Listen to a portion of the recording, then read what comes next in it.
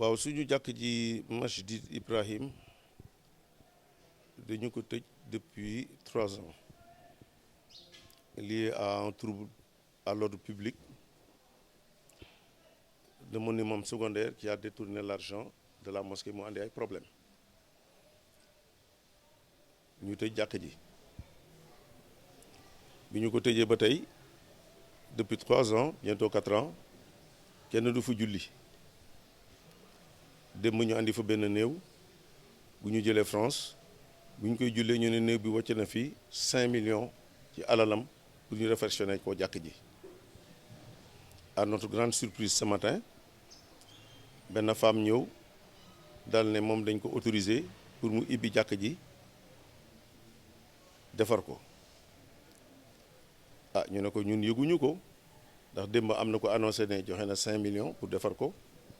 am na aussi ku annoncé woon mooy Mohamed Rachid un des imams bu dégager une somme de 10 millions pour defar jàkk ji ñu ne ko nag comme jàkk ji dafa nekk dañ ko fermé par ordonnance du sous-préfet de Dakar bés bu ko ibbee ñu réfectionné jàkk ji defaraat ko di ci julli boobu ba tey ñu tëj ko femme bi nag bi mu ñëwee daal ne da koy defar moom am na autorisation ñu ne ko ñun jaaxal nañu parce que ñun ñi nga xam ne nii man nii le chef de quartier bi toog nii le responsable du conseil du quartier yëgu ko xaalis bi fan la jógee parce que plusieurs personnes ñëw nañu pour defar ko on sait pas pourquoi mais biñ ci soupçonné affaire benn lobby boo xam ne ñoom préparé woon nañ ci def lu nekk ba ne ma sax dañ may jëndal oto yii yëpp ma ne man soxlawul julli ji daal seulement c'est à 20 mètres de chez moi soxla ma ci loolu mais bi mu ci gisee kenn koo xam ne LGBT la j'ai eu des doutes et j'ai refusé ne leen bu leen fi andi seen xaalis bu leen ko fi def xam nga nag comment ils se sont débrouillés léegi benn femme ñëw ne moom papa moo doon commissaire u Rebeuss c'est bien beau léegi yaayam tamit bi mu gaañoo fii lañ ko jullee c'est bien beau mais alal buy dem ci jàkk day nekk alal bu lew boo xam ne ñëpp gërëm nañ ko et puis ñu xam nit ki ci yëngatoom ca law la mais yow mii ñu gis nii ci lii ak sa pankaay ak say wax ak say saag ak say façon loolu du affaire u jàkk di ñu ko imposer ma ne nag bon lii par respect quand l'autorité jox la un papier administratif ne la kat dañu tëj jàkk ji dafa structuré wu y a tous les membres de la mosquée yu figuré fii ak seeni action fii c'est le mémorandum de la mosquée son cheminement moo nekk nii kii arrêté bi nga xamee ne nag moom la ñu préfet joxoon depuis bu ñu ko joxee au mois de juin le 18 juin ba tey kenn duggul ci jàkk ji la fa nekk ci yëpp ci jàkk ji ci matériel li ci ëpp entre man la ak chef de quartier bi ak le doyen Ngom ñoo ko doon gérer di ko raxas di ko peinture di ci def yëpp fidèles yi di julli di dem jàkk ji amul kees amul xaalis julli dem lañ ci xam ku am looy saraxe nga saraxe ko ci mbedd mi ku am looy joxe nga joxe ko ci mbedd mi y a quelqu'un qui a pris en charge l'eau et l'électricité di ko fay tous les ans par une agence bu mu am moom kon bés bu ñuy defar jàkk ji war nañu la moindre des choses par courtoisie ñu imam bi ne ko kat tu es le responsable moral jàkk jaa ngi nii dañ koy defar ñu les riverains ak les gens du quartier wax ceeg ñoom ne leen kat jàkk ji dañ ko war a defar kii moo koy defar nii la demee mu ngi nii mais amuñu ci loolu yëpp lu dul tey ci suba daal ibbi nañ jàkk ji génne matériel yi fa nekkoon yëpp ne dañ koy defar ñun gisuñu ciment gisuñu suuf gisuñu këyit gisuñu dara alors comme nit ki ñëw di ko defar nag ñëpp dañ koy wax affaire lobby ba ñëpp xam ko ci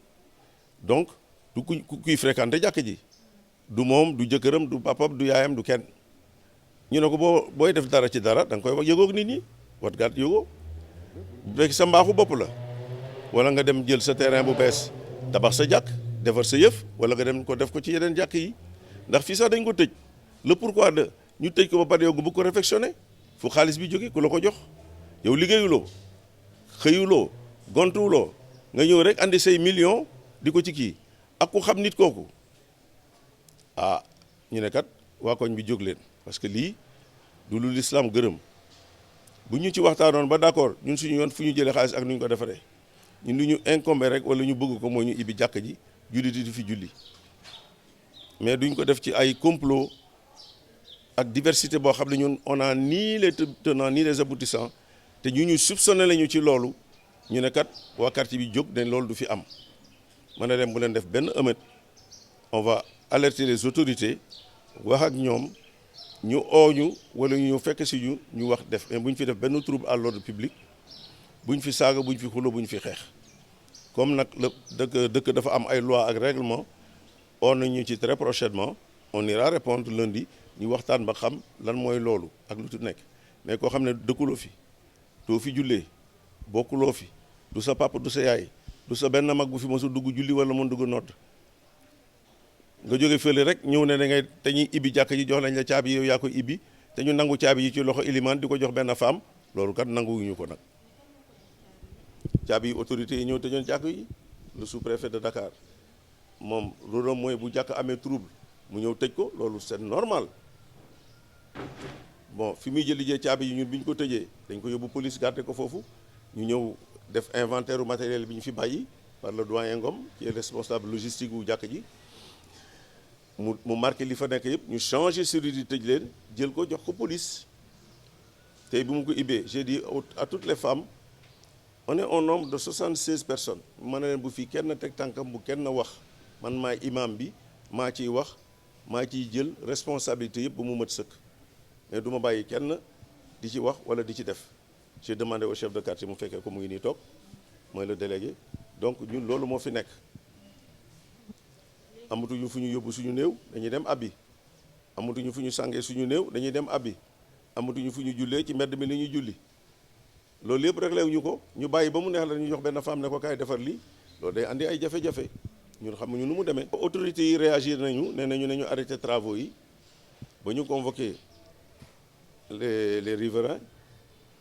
l'imam ak les responsables du quartier ñu wax ci loolu. ndax jàkk joo xam ne benn nit mu ngi fay officier depuis 29 ans léegi 30 ans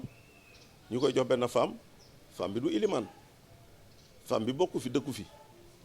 femme bi mosul dugg ci jàkk ji julli femme bi warul ilif jàkk ji ba koy defar bu amee dërëm bu mu koy defar ci mbaaxam na au ilimaan bi au délégué de quartier bi au responsable des femmes au responsable des personnes de troisième âge ñu ngi fi ci quartier bi yëpp ñoo ci nekk bu dee man imam rek mën naa julli sama kër fii mais lu ñëpp bokk nag dañ koy teg ci yoon ñëpp xam ne kat lii nii la demee parce que koo xam ne xëyuloo gontuwuloo liggéeyuloo kenn xamul foo dëkk nga jóge sa kër ba fii andi say doom ne da ngay dindi jàkka ji defar ko kenn xamul devis bi ñaata la kenn xamul plan bi naka la mel kenn xamul autorisation de construire bi nga am kenn xamul ndax da nga jënd suuf si wala jënduloo ko te suuf si am na borom ki ñu jox suufu jàkka ji moom daf ko dindi ci héritage am jox ñu ko jox ñu këyit donc loolu noonu la tëddee yow naka ngay jógee fële rek ñëw biir kër jàmbur di fa def te tàggawuloo borom kër gi nekk ay nit yoo xam ne ay nit yu ñu doy waar lañu dañ lay saaga di la wax lu nekk ñooñu seen place du ci jàkk pour julli la ak jaamu yàlla du pour fowukaay ak maa am dërëm di ci def tabax ko sa kër nga def fa jàkk moo gën a yomb te nga bàyyi ñëw suñu jàkk ji ñun freiné ñu koy investir ci biir jumaa ji daf jàkk ji dafa am yoon jàkk dafa am personne morale mooy imam bi boo demee ci police bi fii commissaire bi moo ko ilif boo demee ci république bi président de la république moo ko ilif boo demee ci jàkk ji iliman bi moo ko ilif lu ñu fay def ci responsabilité am la lu ñu fay wax ci responsabilité am la donc loolu bu amee ñii ci bokk te ne ci te war ci nekk foog ñu yëg ko foog ñu xam li ñuy defar lan la ak fu mu jógee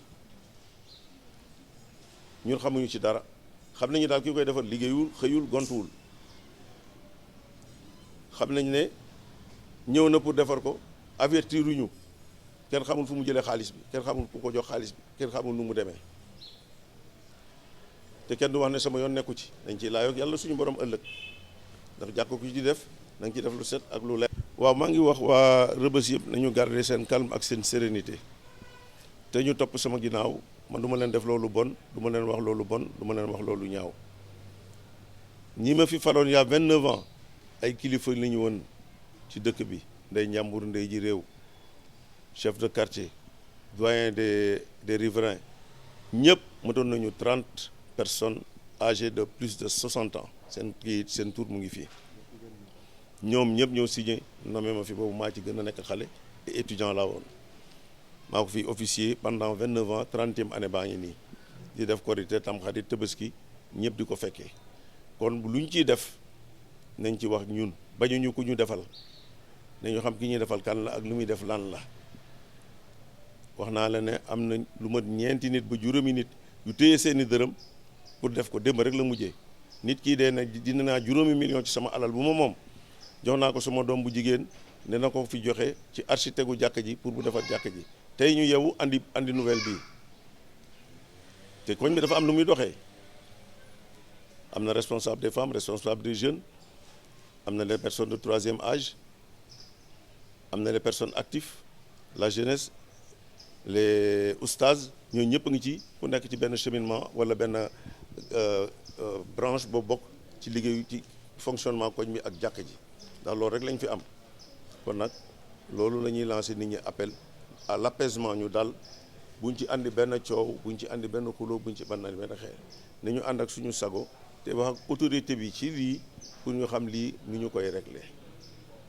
asalaam